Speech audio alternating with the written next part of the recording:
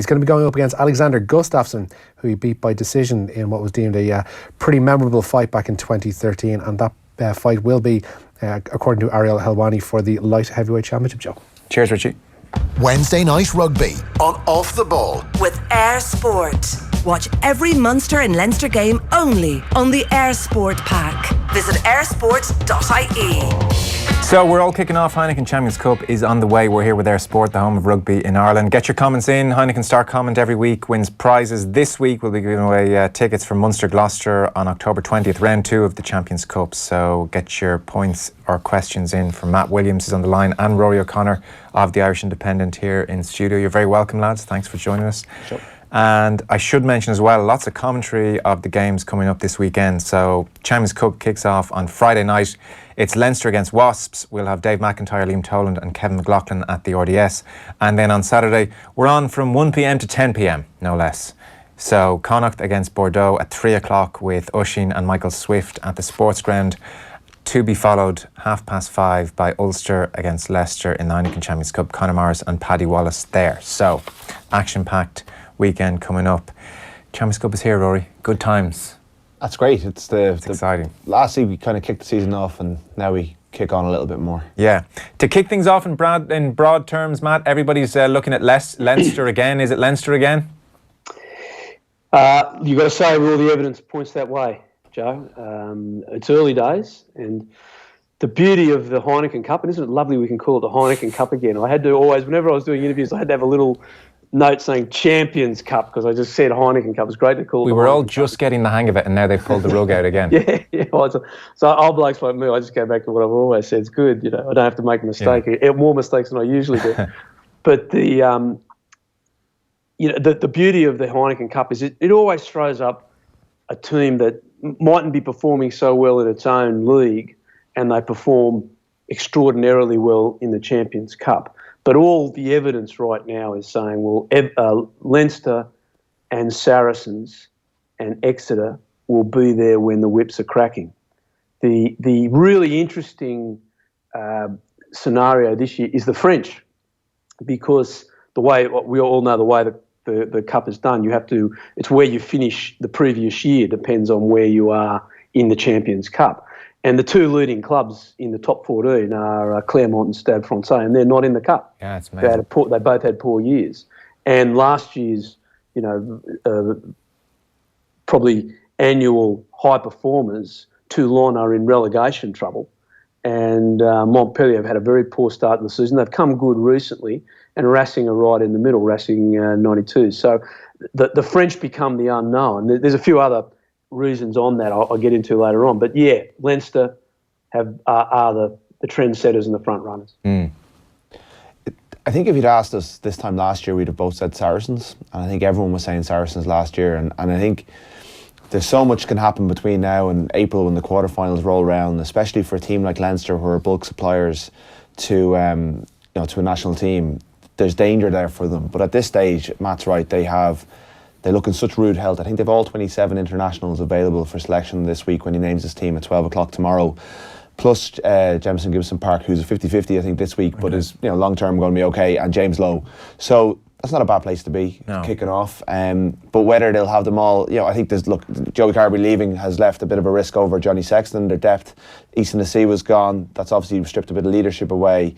And Jordy Murphy, they relied on him quite heavily last year. But at the outset, with everything that we know right now, it's very hard to look past them. All 4 semi-finals look in decent health for this season. Scarlets maybe have gone back a little bit. Munster have obviously lost Ebo, but gained Carberry and Byrne. Racing have had their own changes, but they're still a very strong team. I think Exeter are the team that will come from the pack, having had the misfortune of coming across Leinster in the pool stages last year. Yeah, okay, well then, in that case, let's talk Munster away to Exeter at Sandy Park. 3:15 on Saturday. Could be the game of the weekend, actually, in many ways. Good early news for Munster this week in that Conor Murray has signed a contract extension until 2022. He's 29 years old now. I'm delighted to have signed and staying with the IRFU until at least 2022. David Nusafora, Conor, genuinely world-class player. 67 caps for Ireland at this stage, 2 World Cups under his belt, twice British and Irish Lions tourist. He's, 140 odd Munster appearances. This seemed like a fairly straightforward deal, Rory. There were no visits to France or musings publicly or leaks. It was very quiet, it seemed. There were visits to France. He's been in Racing twice, or he's been over to visit Simon Zebo twice in the last couple of weeks. But according to the IRFU today, this was done in September. Yeah. And it does seem quite clear that Conor Murray, once the RFU were able to match what he felt he deserved, which they did quite willingly because he is the best in his position. Certainly Aaron Smith might have a say in that, but he's certainly the best in Europe, and he's one of the two best in the world, and they're quite far ahead of the pack. Yeah. That he was happy to come in, and you got to think it's a massive vote of confidence for both Munster and Ireland in what's been done here. I presume he's gone in fairly close to highest paid Irish player, has he? If he's not the highest, he's the second highest, and that's where he stands. You know, he's certainly, Johnny Sexton's been leading the way, especially since Jamie Heaslip retired. He's certainly up there. And that's what he deserves. He is such an important player, and you've got to think now they've signed him to 2022. Yeah. They see him as being probably the starting scrum half in 2023 at that World Cup as well. That's 4 World Cups. And his best chance of getting there is probably by staying, because if he did go to now Racing was never a realistic one. They've got one of the best scrum halves in Europe in Machineau. It always seemed a bit weird, but there is a lot of French clubs and a lot of English clubs who'd love to have a player of his calibre on their books. So you've got to think that the player welfare system, all the things that the Irish players take into account, he probably could have earned a little bit more by going away, but the long-term benefit of staying here, of staying with his home province, the fact that he's only won 1 Celtic League in his career, probably burning at him inside, and he could have gone away and had a better chance of winning silverware, because Munster are in the field rather than at the head of it. But it's a huge piece of news a huge piece of business for the RFU. Great to get it done so early. Yeah. Stops the annual speculation fest that I get involved in and everyone does. I'd much rather get it done, that it's done, and we can focus on the rugby. And great bit of business for Munster, great vote of confidence there as well. And forgive me for being grubby, what is the highest paid player earning now, give or take? And I presume at this stage, is that very much privately funded as well as IRFU funded deal at this stage? Yeah, I think all the big deals have an element of that, and they tie in sponsorships. There's obviously bonuses, there's appearance fees and all that sort of stuff, which muddy the water. You're talking, I think, upwards of 700 in and around that range. Okay. The RFU would probably say it was lower, but they would, the players' agents would probably say it was higher, they would as well. The highest paid player in the world at the moment is Piatow. He's on $1 million a year at Bristol, and he's not even an out half, which is where the money usually goes. I think Cruden's on 800 or so at Montpellier. So if you think the RFU are probably paying a little bit less than they are paying a little bit less than the big French clubs and the big English spenders where they're bankrolled by fully by private money. There's a sweet spot there around between 6 and 8, I think, that the biggest players are coming in at. It's hard to be specific because there's all sorts of information flying around, but that's a fair enough estimate, I think. Okay, well, here until 2022 is the key news anyway. So Munster away to Exeter, Matt, Sandy Park. Van Graan talked about the defeat to Leinster as a really big performance, said he was very proud of the team, came back against a team that has not lost here at the Aviva since 2015, and he thought they were right in it with those 3-4 scrums on the goal line, getting penalty after penalty. So he came away feeling pretty good about Saturday. Eddie O'Sullivan was on the show on Monday, kind of felt at times their attack looked a bit disorganised was the word he used. He wasn't so sure it was that great a performance in some respects. Where are they? How are they shaping up going into Exeter? I'd probably be edging towards Eddie's comments. I thought that they certainly dominated position and possession against Leinster, and they got a shocking call when Keith Earls made that break. That happens in a game, but it went against them. There was nothing wrong with that, and Keith should have scored under the sticks. But having said that, that's not the top line Leinster side by a considerable margin. They were playing some guys there who might have been the third choices, and Leinster's defence was simply sensational. Look, Munster are where they are. They're at home, they're a beast, and that's going to be their strength. But away from home, they've been exceptionally poor, and I have to use that term, exceptionally. So I think this week is a really, really big week for Munster rugby. If they don't come out of Sandy Park with at least a losing bonus point, they could be all over for them, because I don't think they're going to get enough points to be second in that pool to get out. I think the pool further down, where you've got the two French teams, both Montpellier and Toulon together, they're going to be. I think both of them will get out of that pool. So Munster will be fighting, if they don't come away with some points at Sandy Park, to be a second best to get out of a pool. And I just don't think they've got it in them. at the moment away from home. Back in Limerick, for sure, they're a powerful organisation. But Exeter have been playing some really tough, disciplined, well-organised rugby. There's a cigarette paper between themselves and Saracens, in my opinion, in the games I've seen. And down there in Exeter, it's a tough place to go. We saw that game last year where they played Leinster, and it was hand-to-hand combat, and Leinster had to do some things that perhaps people didn't think they could do to win. They were so physical and so brutal in defence that day. Yeah. It's a real handful for them. So a big, big day at the office for Munster. Look, I think they're capable. They're a capable team. Their bench is not as strong as other teams, and I think there's way too much talk about Joey. Look, I disagree with most people. I thought Ross Byrne was a better 10 on Saturday than Joey, and I thought Byrne had a lot to say. I thought his performance was really good. I thought his control of the game was great. They had so much ball, but that is, Munster had so much ball, but they were not organised. Now, I've said to you before, Joe, I don't think we're going to see the best of Munster's attack until after Christmas, because they're still learning a system where Joey's in place. He hasn't got top-line nines giving him the ball like Conor Murray, who I agree is, with Aaron Smith, is the best nine in the world.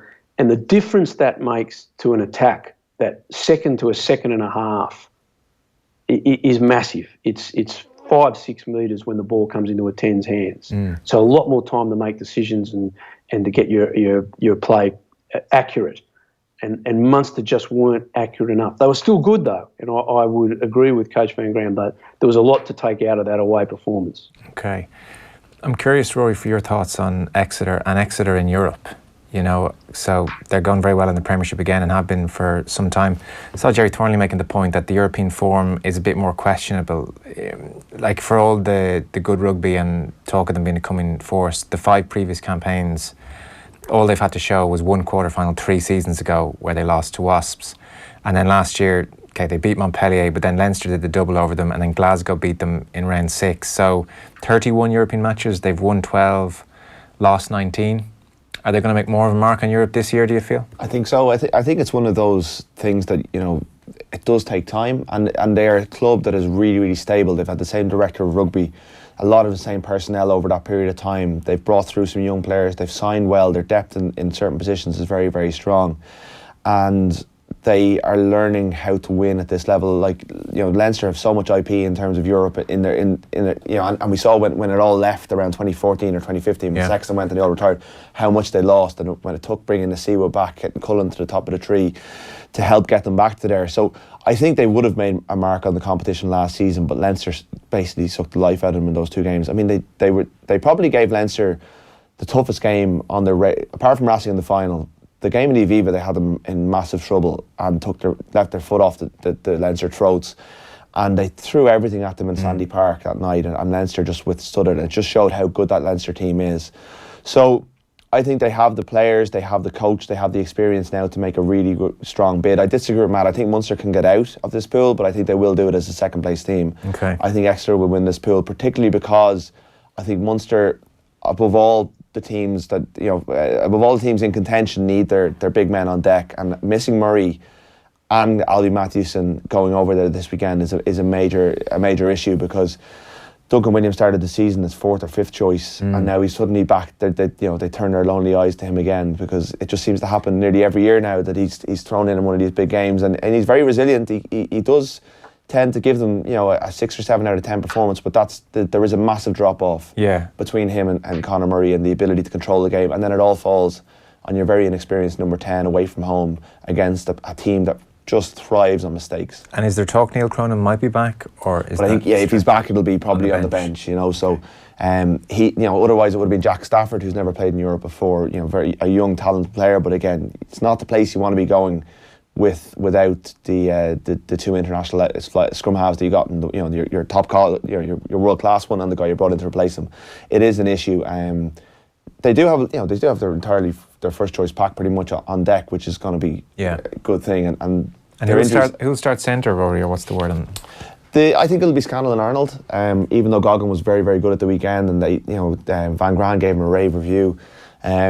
I just think that there's an established partnership there, and I think this is a game where they're going to have to make an awful lot of tackles, and there's a relationship there that pre-exists, especially if the 9-10 is relatively untested. I think your 12-13. The fact that Scannell can, his left-footed boot is very good. He can take a bit of the pressure off Carberry. He's probably more of a ball player a little bit than Goggin, who's very direct. I think that's probably the balance they'll go for. So we're talking losing bonus point here. That's the good result. Very good result. Yeah. You give them a decent chance of getting that. 8-point spread, so they're kind of on the margin of it. Yeah, I give them a chance, but I think without Murray, it's going to be very, very difficult. Yeah. I mean, you keep forgetting that, Matt. I suppose when we're trying to judge them on the big games, you have to kind of, how many points is Murray worth in a given game away from home, I wonder? Well, there's an old saying in your big games, you need your great players to play great, and he's a great player. He's going to go into the pantheon of Irish greats when he retires. He's already there, and you can't measure what someone like Murray's absence will mean to a team like Munster that are just fighting to find that way to win away from home. And look, it's so hard. It's so difficult. They're 3-3. They've won at home and they've lost all 3 on the road. And you go back to their last away game in Europe against Racing, which was a nightmare, an absolute nightmare. So this is a psychological battle for them as well. But you lose Conor Murray. It's like what we say if we lost Paul O'Connell or Ronan O'Gara, Keith Wood. They're world-class players over the years, have been the absolute talisman to them, and you need them. It doesn't mean that the young men going out there are not going to try their heart out and give everything they've got, and it's not what I'm suggesting. But, a great player does do things that change games. And he's a massive loss. There's no two ways about that. We have Leinster Wasps to kick the whole thing off on Friday Night Lights. It's going to be a great occasion at the RDS. And it was funny, at the European Champions Cup launch, Johnny Sexton was there and he was asked about generally how he sees the competition shaping up. And the first thing he jumped for was, 3 years ago, Wasps came and won 33 points to 6, and we bowed out of the competition. Ignores completely what's happened in the interim. So that's how they're pitching this game. We've got to see where we are. Is how Johnny Sexton put it.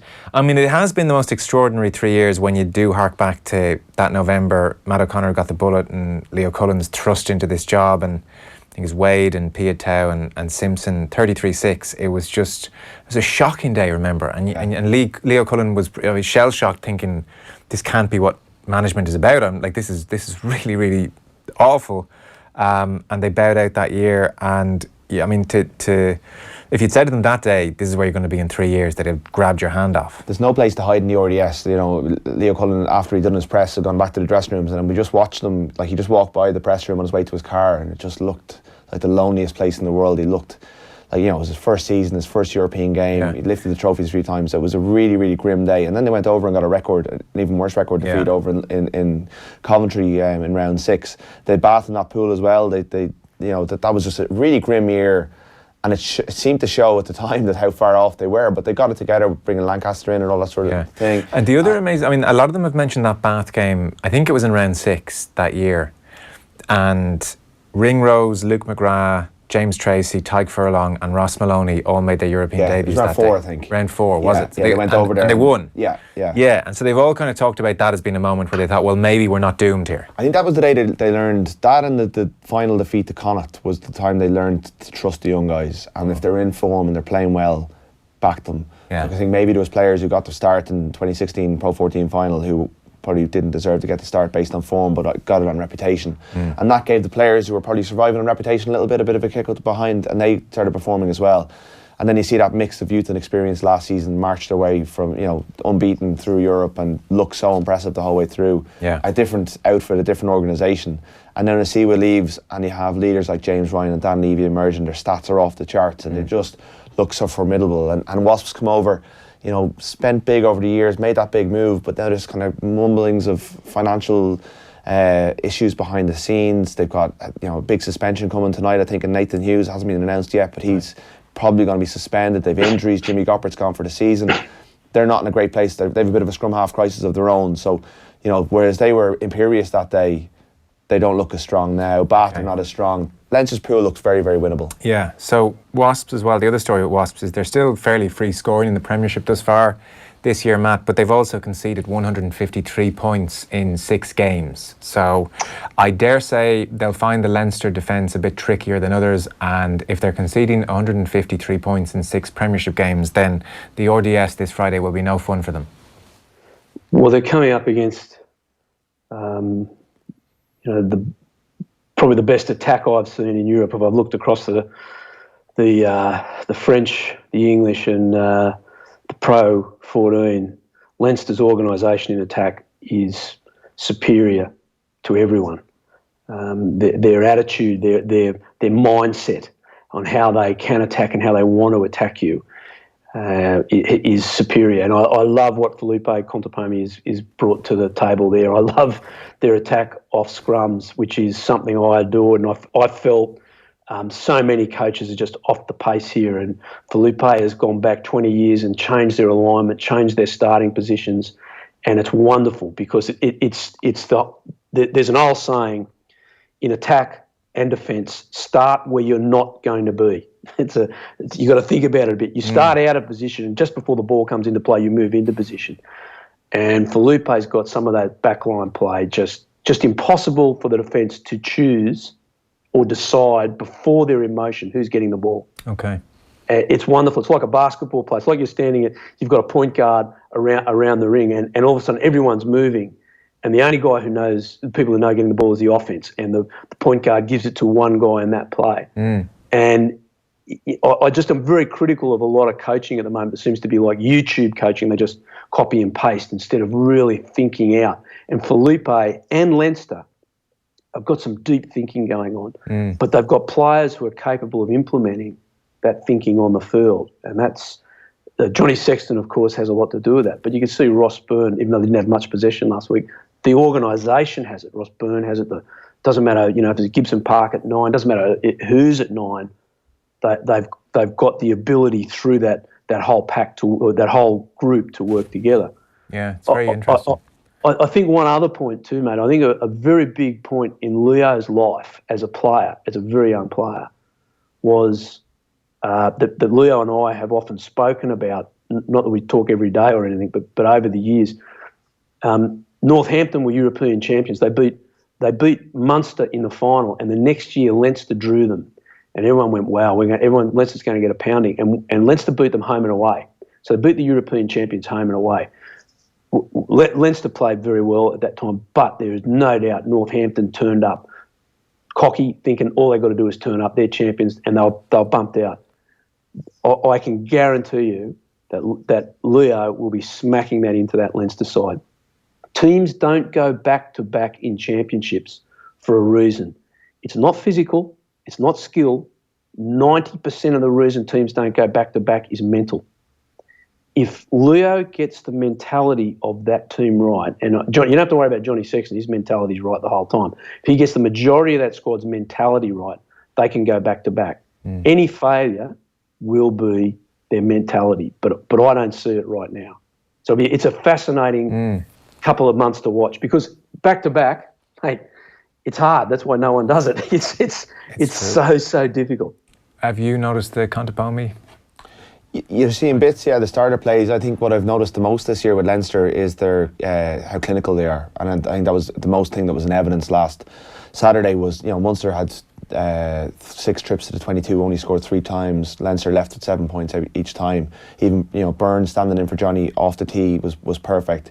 They took every chance, and I think in games in Europe, when you're away from home, when you're playing against when you're playing against the Wasps away or Toulouse away, to have the starter plays that Matt's talked about from Felipe, the invention, the fact that you've got a James Lowe out ball, so if things aren't going your way, give it to him and make something happen. There's not everyone has that. Like, a lot of teams don't have just a player who can just make things happen from nowhere, and then you have the control and decision making of a Johnny Sexton.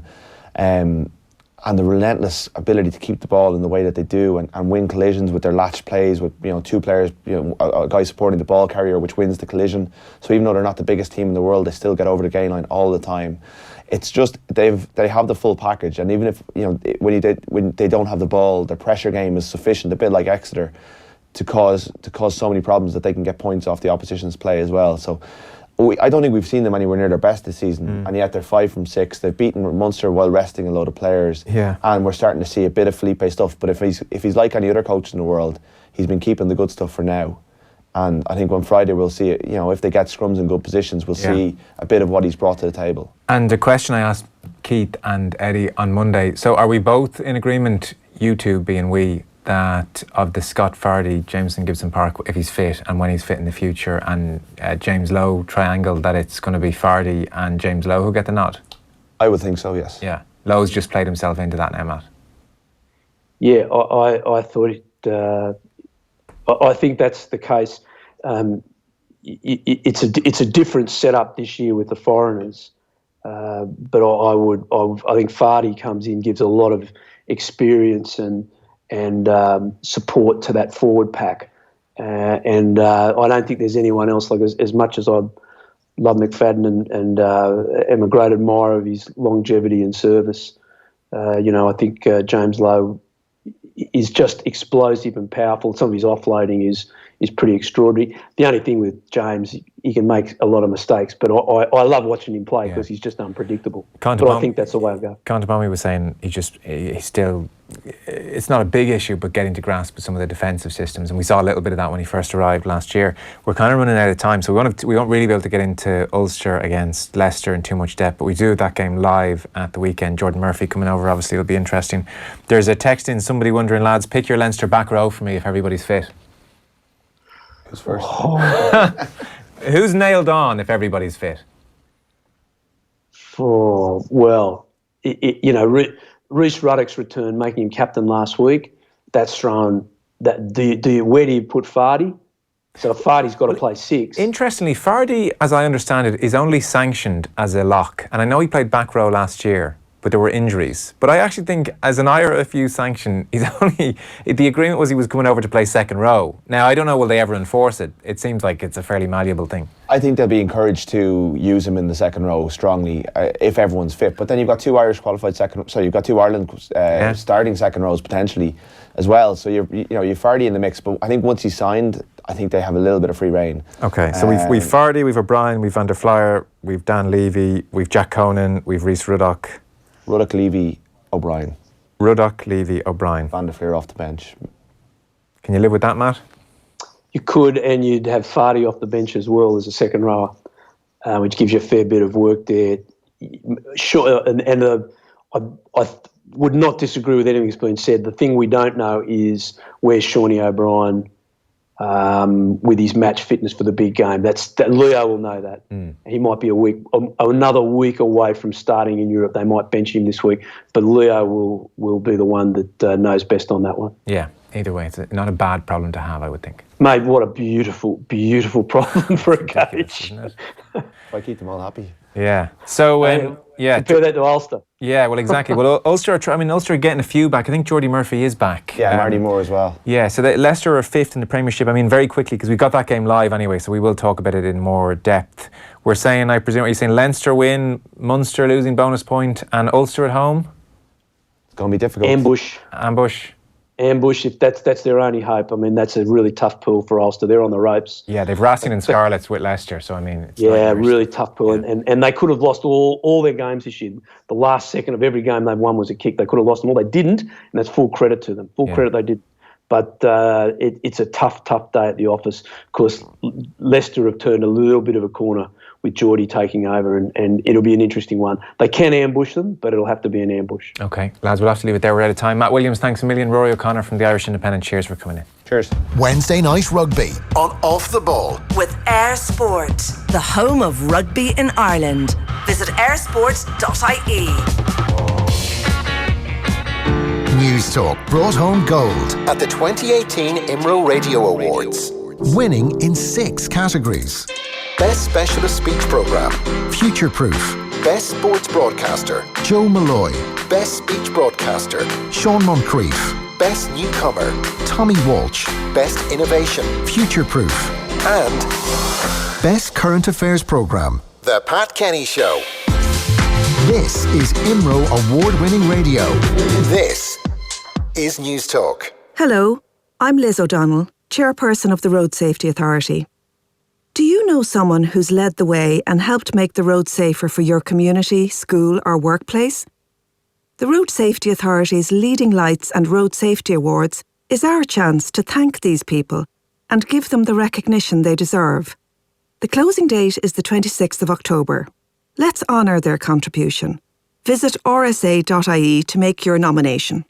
Come in, HQ. This is Field Agent Martin. Go ahead, Agent Martin. The humans have shown clever thinking by going directly to Energia, getting themselves 29% off electricity, 28% off gas, and €50 cashback. It's Ireland's cheapest dual fuel bundle. That's a lot of numbers for their little brains. They're calling 1850 300 700 or searching cheapest to get it. Remarkable. The clever humans save and save again with Energia. Hit it. Switch to energia.ie. Based on average annual usage, discounted unit rate, standing charge, PSO levy and carbon tax. Prices September 24th, 2018 and subject to change. T's and C's and early termination fee apply. Estimated annual bill €1,534. Verification energia.ie/EAB.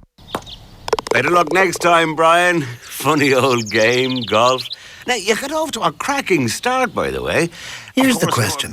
Did Brian really lose? You see, last week he switched his car insurance to AIG Golfer and got a really great deal. Pity, because you're putting. AIG sponsor the GUI and ILGU and have great prices and discounts for The golfers. hazard on the 9th is usually my So, water maybe due. some extra bunker lessons from the pro with those savings, Brian. Thanks, AIG. For quote, visit aig.ie/golf. Terms and conditions apply. AIG Europe Limited is authorised by the Prudential Regulation Authority of the United Kingdom and is regulated by the Central Bank of Ireland for conduct of business rules. Does autumn make your cheeks glow rosy before hurrying home to get snuggled and cosy? Lounge on the spacious Fulton corner sofa in grey, now just $1995 at Casey's. Will you cherish the early nights, tucking in and holding tight? Wake up in a king-sized upholstered bed in a variety of styles, from just $5.99 at Casey's. This season, make your home all it can be. Your home, your Casey's. Fast nationwide delivery from Casey's.ie. Love having that next holiday to look forward to, don't we all? Why not take off to North America with Aer Lingus this winter and explore monumental sites in Washington, D.C., live it up in the Los Angeles sunshine, or experience the magic of New York City?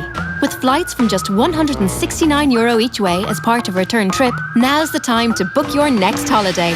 Smart looks forward to a happy winter break. Smart flies Aer Lingus. Book now at airlingus.com. Offer subject to conditions and availability. At SEAT, we know you're on the move all the time. Up, down, fast, slow. So what about a car that moves you? Available with advanced full-link technology and wireless phone charging. Alert with pedestrian monitoring and blind spot detection. Stylish with full LED lights and interior ambient lighting. Made possible with extremely low monthly repayments and scrappage of up to €5,000. Tempted? The 191 SEAT range. Make your move. Visit seat.ie/191. Terms and conditions apply. Off the ball. This is News Talk. Now you're welcome back. A good news story for Irish rugby. We have Willie Ruane, Connacht CEO, on the line. Afternoon, Willie. Hey, Joe. How you doing? Great. So, €30 million development at the sports ground. Great news announced on Monday. Tell us all. Yeah, look, we were delighted to be able to announce the plans for the redevelopment of the sports ground into a proper fit-for-purpose modern sports stadium, along with a new high-performance centre. And, the stadium will have a capacity of 12,000, and the high-performance centre will obviously cater for our professional players that we currently have and those in the future, but not just that, the emerging talent that's coming through Connacht in the years ahead. So, yeah, great news for us. Exciting times, obviously, and a pretty significant project. Yeah, it's been done in conjunction, I see, with the Irish Greyhound Board, the owners of the land as well, the Galway Agricultural and Sports Society. It's been 3 years in the making. You explored all options here, including even the possibility of leaving the sports ground. I don't know how seriously that was done. Yeah, we did actually. We looked at everything, and I think we owed it to ourselves, but we owed it to anyone who would be really interested in this project. We wanted to take a very cold, hard look at what the best location would be. And, there are different views out there, and different people will have different opinions on it, whether that's from out of town to inside in Galway City and different locations within Galway City. And a lot of those would have been speculated on and As I say, different people would have had opinions, but we tried to do it in a very objective way. We literally started with an aerial view of Galway City and the environs, looking at every green patch there was, and we started to whittle that down. And we arrived at a long list. We did a SWOT analysis of the long list, and then we came down to a short list, and on the short list we did a proper feasibility on each one of those options. And look, the sports ground has an awful lot going for us, that's for sure, but it was really important that we went through that process rather than just making broad assumptions from the outset. And as a matter of interest, what were the best arguments for other locations or for moving away? Well, look, I mean, different people would have had a view that, you know, you could move outside the town and go to a brownfield site and start all over again. They would have had different strategic locations across the city that for one reason or another they might have felt represented some sort of options. And then obviously whether we would be able to reach an agreement and share a vision with the IGB and indeed the Galway Agriculture and Sports Society for the ground. On top of that, even in terms of a development of this scale, how do you manage to retain your base as well? And by our base, I mean our training base, our administrative base, so that you're not displaced as part of that process. So all of those things came into the consideration, and we ultimately arrived at the sports ground. Okay, so and look, Connacht have been there since 1926, so you don't want to sacrifice that historical link easily. And there's just the walk-up contingent factor, you know. I mean, one of the great things is you can stroll up from the city centre, and I guess even you might get a spur-of-the-moment crowd coming up to the sports ground, and you don't want to sacrifice that too easily. That must be certainly one of the arguments for staying where you were. What were the other ones? How did the sports ground redevelopment win out ultimately, Willie? Well, again, look, even if you just take it from an infrastructure perspective, we're very close to the city centre. That's one thing, and that helps in creating the atmosphere, and that a match or a night at the sports ground is in a Connacht rugby sense. So that was really important. But outside of that, we're very close to the main bus station. We're very close to the main train station. We're on the side of the city that is more easily accessible if you want to come from Mayo or Sligo or Leitrim or the rest of the province. Indeed, if you want to come from outside of the province. And that accessibility was obviously very important to us as well. So, there was a number of factors, just the likes of those that all fed into the equation. And you're looking at some kind of 4G pitch or a hybrid anyway?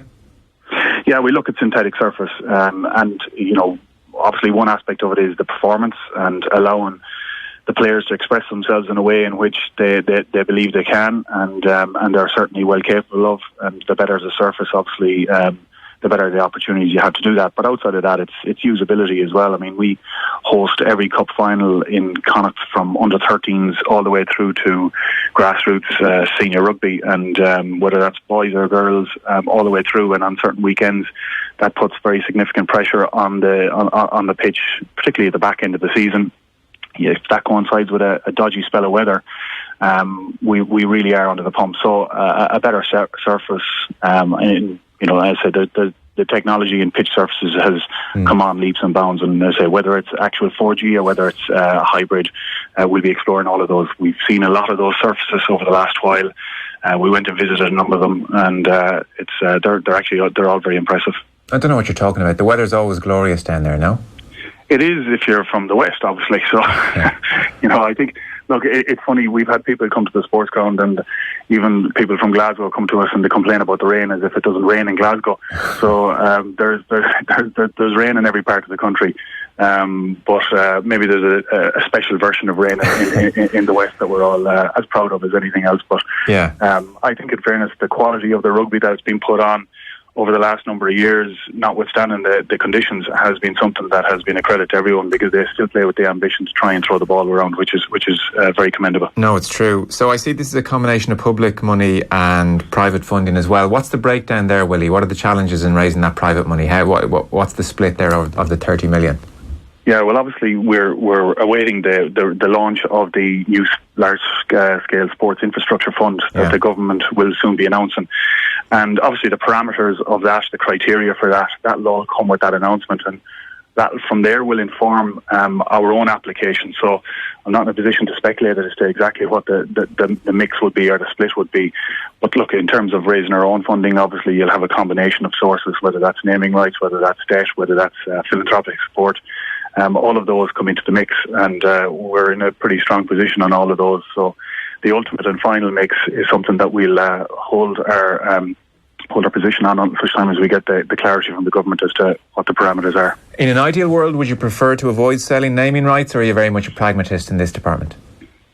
Look, I think first and foremost we want to realise, the ambition to have the facilities that we all want, and as much and all as there's a sentimental attachment to a name. What we all want is we want our own talented players being able to run out in a facility that everyone will be proud of, and not just proud of in Connacht Rugby, but proud of across the whole region. So I think that's more important than the sentimentality of any name, and that's no disrespect to it either. Yeah, I think it's becoming a commercial reality that we're all getting used to, yeah. So the plan, as I understand it, is to start next year pending government funding and planning permission, and you hope to continue playing at the sports ground. So it'll be one stand constructed, then the other, and there'll be a reduced capacity for the guts of a year. But the plan is certainly not to move away from the sports ground while the redevelopment happens. Yeah, that's it, indeed, Joe. Yeah, I mean, first of all, we'll kick off at the Performance Centre because we'd need to relocate our own changing facilities and medical facilities and all that. So we'll get that developed. We'll move into that, and then we'll be able to knock some of the facilities that we have, the Clan stand, and commence the construction then of the main stand, which would be on the Clan side. Where it currently sits. So that would be the phase, and then move across into the other side of the pitch and do the work on that after that. Okay. So they're the main phases of it, and obviously the pitch being at the forefront of that as well. Yeah. Well, listen, it's great news ultimately, and a development like this is only good for the sports ground. On the pitch, things are going pretty well as well. The win up in Belfast was a long time coming. Andy Friend certainly seems to be settling in. I presume, it's no fun when you hire a coach initially like Kieran Keane and you don't anticipate having to deliver bad news to somebody like Kieran Keane so quickly. But you had to do that. That must have been a tricky period. Look, it was a tricky period for everyone. Last year was a difficult year for everyone involved, including Kieran, in fairness to him as well. So no one sets out for something not to work out. But we had to make that decision, and when we've moved on from it, and Andy is in situ now, and things are going very well. He's a super guy, and the players are performing on the pitch. I'm delighted for them as well. They're a very talented bunch. They're a really good group of guys, and it's important that they get their opportunity to show what they're able to do as well. And I say I'm delighted for them. I'm delighted for the fans as well, and to go up to Ulster last week and get the win. And while the performance wasn't polished, they dug in and they showed character as well. And obviously that's a huge part of the mix as well that you need if you're going to go on and achieve anything. Okay, Willie, listen, thanks so much for joining us, and congrats again. Best of luck with the redevelopment. Cheers. Thanks very much, Joe.